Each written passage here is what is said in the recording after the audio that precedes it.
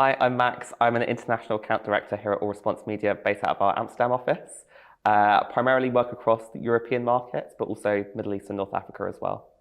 And I'm George. I'm a digital account director working across EMEA, but have also worked across North American accounts, Latin American, Australian. And today we're going to talk about international advertising and how to move from one market to the UK and into international markets. So, George, if you were a client or a brand who's looking to expand into international markets, how do you go about that? So I guess it depends on the type of media at first. Probably more straightforward to move straight into digital, simply because it's a bit more agile than offline media and other traditional medias. You can use platforms such as Meta, Google, and DSP such as DV360, which have huge scale across international markets, not just the UK. Have you had experience for yourself in any? Yeah, I mean, the big tech companies always come to mind. Your things like your Meta, your Google Ads, and DV360, obviously. But obviously, you have to be aware of these other social media platforms, things like Reddit and TikTok, which also cover international markets. But be mindful of what the scale is going to be available in those areas. Yeah, definitely. It certainly varies market by market. So France, for example, they have their own huge media owners, such as Dailymotion, which is a video platform, and then Deezer, which is a big rival in the audio space to suppliers in the UK like Spotify. Exactly. There's also other factors you need to consider when moving international, such as different legislations.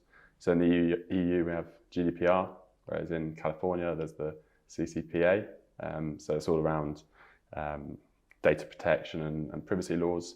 In terms of other aspects of localization, if you're moving from the UK into Europe, you have to think about all the different languages, all the different, large cultural differences between the markets. Whereas if you don't have the resource to translate and localize in Europe, it may make a bit more sense to move across the US, where it's largely English speaking, and you don't need to quite think of the nuances as much in terms of translations. Yeah, in terms of that language, you have to be consistent across all aspects of media as well. That doesn't just stop at the creative. That has to be accessible from a language perspective on site as well. So you need to be mindful of what that user journey is going to look like end to end. So yeah, other things that you need to be mindful of are what's important to the audiences within those markets as well. So if we're talking EMEA specifically, the German market tends to be very tech focused. They like to know all about the kind of product features. Whereas if you're thinking more about the southern markets, like your Spains and your Italies, they're very much more about the aesthetics and how things will look. Yeah, definitely. And there's loads of different planning tools at our disposal. So we have GWI, YouGov, TGI, all of which they're survey-based, and they essentially give you a good feel for what each market wants, and then therefore how you tailor your creative and localize your brand. Exactly, and where you showcase that media as well. If you're focusing on the aesthetics, you want to be around like those retail areas where people are going to be wanting to try your product on, for example. Whereas for tech-focused media, you might be more in more digital-focused environments as well. Mm-hmm. Yeah, and then in terms of media consumption too, we've already spoken about Meta and TikTok having large scale across different markets, but there's also social medias that have high engagement and large scale in certain markets, like Reddit in the UK, but perhaps doesn't convert as well across to some other markets like France. It's not a huge. Yeah, exactly. Things like TikTok are huge in Germany as well, but if you're talking about Spain and Italy, the scale there really just isn't available. So when it comes to activating across different markets, are there any things we need to consider when it comes to pricing of media? Yeah, definitely. I think across Europe, there's very big differences in terms of that baseline cost across all of the big tech platforms, really. So in the Nordics, a lot of the DACH markets as well, that base cost CPM that you will generally be paying for will be a lot higher, it's a lot pricier. Whereas if you're talking more southern markets like Spain and Italy, it tends to be a lot cheaper just due to the scale that's available within the markets and the usage of those social platforms. So something else that you need to consider really is around purchase behaviours in each of those different markets and how those vary. So what experiences have you had? Yeah, so in the UK, e-commerce is huge. So we're big fans of going to the website, buying online, and either delivering it to our homes or click and collect, but that's not the case across all markets. So one research shows in Italy that online research is still huge, but actually people in that market would prefer to go into store and buy the product there rather than get it, delivered from online e-commerce. In terms of other markets, so in Germany, that's a market that's still quite reliant on cash payments. They do use online payments like we do here, like PayPal, but they actually have the option there. If you buy online, you can actually pay cash to the delivery person on the door. So you're not actually paying by card, you're still paying cash for your online goods. So just because you have a strategy that works really well in the UK, it doesn't necessarily mean that if you lift that strategy, put it in a new market, it may not have the same traction. So there's definitely things to think about when it comes to payment options. Yeah, and not all of those options are then going to be visible from a last click online perspective as well. You need to be mindful of kind of like where those audiences are actually making those purchases offline and how you can track that data to kind of fully attribute your campaign's performance. Yeah, absolutely. And there's definitely partners that we use that have their own footfall tracking capabilities, so we can really get the value of online media and the impact that has on store visits. So it's not just looking at a last click attribution stance. We're really looking at how our online media is fueling offline sales. Yeah, absolutely. You've got to look at the whole puzzle, not just a small piece. Yeah, so going back to footfall metrics, so for brands where it's really important for bricks and mortar stores, what kind of tactics can we employ to drive that online to offline purchase? Yeah, absolutely. I mean, there's lots of clients where e-com just makes up such a small proportion of their overall kind of like business sales. So in the past, we've worked with several kind of footfall media suppliers who can kind of track how many users, once they've been exposed to a digital ad, have actually gone into a physical brick and mortar store location, which is really valuable for clients to have that insight to see kind of what the impact of that kind of digital media is on driving that offline conversion. Yeah, and that's available across a multitude of different markets, especially across Europe, by tapping into those kind of like telecom companies and accessing the data through them. Yeah, and it's really great to see when it really validates the digital media that we're putting out rather than a big question mark above it. Exactly. As to, what's this actually doing for the business? Exactly. Cool. So if you are working with a brand who are trying to enter a new market for the first time, how important do you think the balance between performance media and brand building is for them to kind of establish themselves really in that new region? Yeah, finding the right balance is crucial. So it's very tricky to move into a new market and expect conversions to come flying in if you don't have that brand awareness. So yeah, you're definitely a bit of branding in that market just to garner the interest, which you can then harness to use those lower funnel tactics to drive conversions. But I guess it also depends on the type of product or the brand that you're working with. So products with a much longer consideration phase. So let's say a car, an expensive product that you spend a lot of time researching. You need your brand to be trusted in that market and people to be aware of your offering, the benefits of that product. Whereas if it's something a bit more smaller scale, say it's a clothing line, then you perhaps don't need such a large branded presence. I think you'll always need some, but you can have a much heavier reliance on those lower funnel tactics. So things you have to get right there are paid search, paid social and display. Whereas if you're going brand heavy, there's a whole range of formats you could use. We're looking at digital audios on the rise, a video is a big one, and then there's also offline tactics, TV, but there's also huge nuances from market to market when we start looking at those more traditional media. So in terms of localization, that's really important. But I guess it kind of goes beyond simply translating from one language to another. What else do we need to consider when activating across different markets? Yeah, I mean, there's a lot of kind of that kind of purchase behavior and kind of things that resonate well with your audience. that we spoke about earlier, by using those kind of like audience insights tools to kind of really find out kind of what really drives users to take action once they've been exposed beyond things like messaging. I think one of the beauties when it comes to digital media is the fact that you can be so nimble with it and react quite quickly. So I think when you're expanding into those new markets, you have to be quite reactive and have quite a quick test and learn strategy. But with that in mind, you do need to have quite a lot of options at your disposal, just so you are able to react at that speed. So having lots of different creatives that you can quickly swap in and swap out at your disposal is really important, just so you can get those learnings really quickly and obviously make sure that your kind of full campaign strategy is executed to the best of its ability. So Max, we've spoken a lot about moving to new markets with a digital first approach. Would there ever be a time where you perhaps wouldn't consider a digital first approach?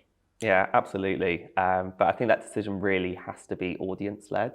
I mean, the beauty with digital is, as we've spoken about, you can be really quick and really reactive with those changes.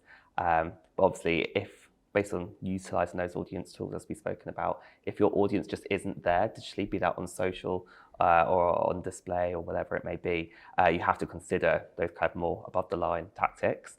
And the great thing about those is that they can have really high impact and at scale, which isn't as easily accessible from a digital perspective. But it really just depends where your audience lands in that media landscape and what type of content they're actively engaging with on a daily basis.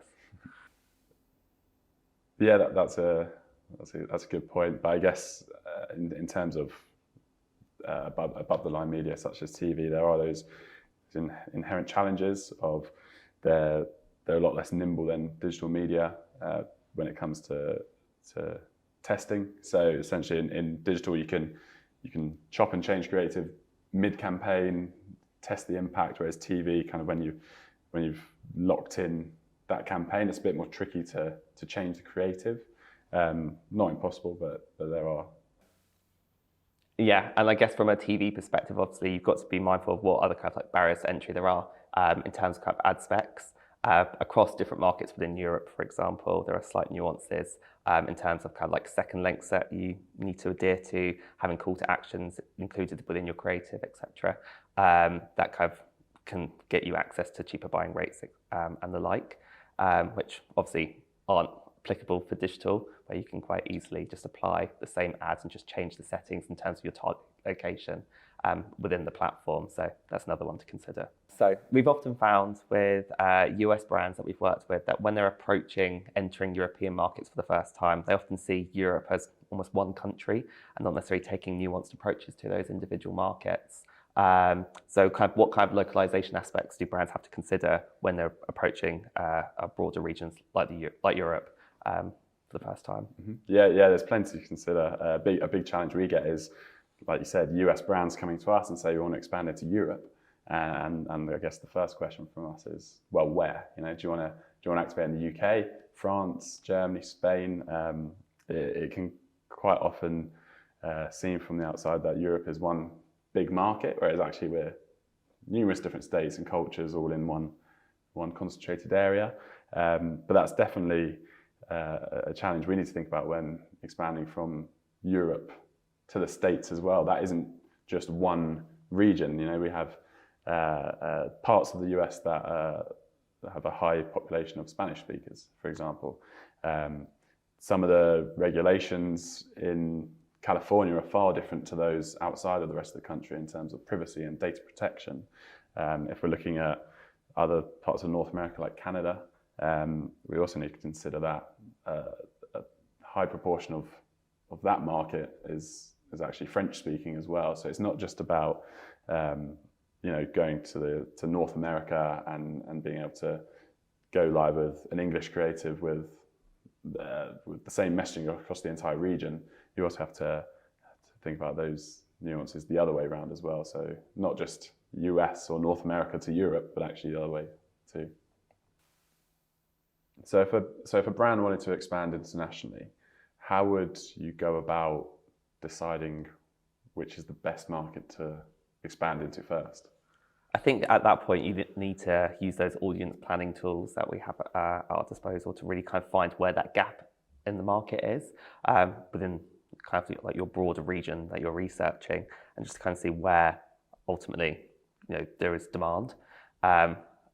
You've got to consider logistically, are you able to get your product there as well? So I think those two factors at mind are kind of like the initial thoughts of kind of where you should be considering to expand into. But kind of like once you've been able to get logistically or figure out a way to get your product there, kind of what then would you say you would have to consider? I guess once you've kind of looked at the logistics side of things, you need to start looking at where your target audiences are consuming media, essentially. So consumption patterns, what kind of publications they read or websites they visit, how often, and then from there you can start tailoring a media strategy to really target or hone in on your target audience. Yeah, I guess once you've kind of outlined that channel strategy, you then have to take into consideration that localized approach, be that in terms of the audiences that you're going to be targeting within those media landscapes, but also kind of making sure that your kind of creative assets and your websites are also tailored to that market and that audience that you're trying to appeal to. So outside of your e-commerce website, and obviously brick and mortar stores as well, are there any other sort of marketplaces that you need to consider when launching into new markets? Yeah, absolutely. So if you are launching into a new market and you may not have those physical stores there, a first port of call would perhaps be build relationships with retailers in that market. So, I mean, entry level from a performance base, Amazon offers a huge amount of scale across tons of markets, so that would be a good starting point. If you're more of a specialist product, you can look into specific retailers, so building partnerships with those. So all of these offer much quicker routes into markets rather than trying to establish your own brick and mortar stores in those markets. Yeah, and I think Amazon's a really crucial one. They have such a large scale, almost globally, at this point, and it's likely that if you aren't selling your product there, somebody else will be at some point.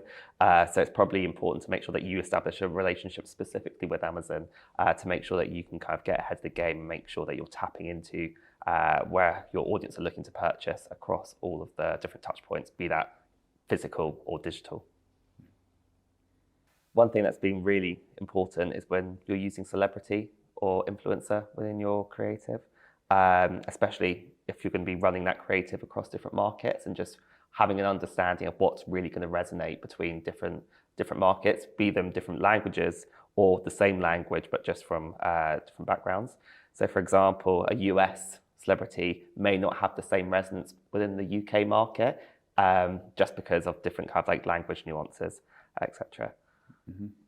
Yeah, I guess that kind of falls into the realms of influencer marketing from market to market. So yeah, like you said, a large scale US influencer might have a huge reach online, but actually if we want to launch into different markets, we may want to look at those more micro influencers that have a much smaller following but far higher engagement. So yeah, if you're looking for different pockets of audiences, that could be a really effective means to penetrate that market. So Max, we've spoken a lot about different topics, but what are some of the key takeaways? What do brands need to really consider when launching in new markets? Yeah, I think the first one's ultimately going to be pricing. I think that's kind of obviously what a lot of brands are being mindful of, especially in the current climate. But yeah, just having an understanding of what those kind of baseline costs are going to be and how they vary between both regions and markets within those regions as well. I know we've spoken about DACH and the Nordics being slightly pricier than, say, the southern markets within Europe, but also just being mindful of how those costs will vary across kind of Northern American territories as well. That's a really key one, I would say. Another one is around localization of assets, and just making sure that when you are hitting those audiences within those different markets, that you're really tailoring your creative, your media strategy, and your website journey to make sure that it's kind of tailored to them and meeting all of their specific needs and all of their kind of like data privacy and kind of legal requirements as well. And I guess the final one really is just about kind of knowing where to hit those users, be that kind of across digital or in terms of above the line strategy, really making use of all those different planning tools to have an understanding of what that channel mix should look like for your audience within each of those different regions and how that may vary as well. So just bearing that in mind, and also kind of how you will kind of develop the creative to meet all of those different requirements.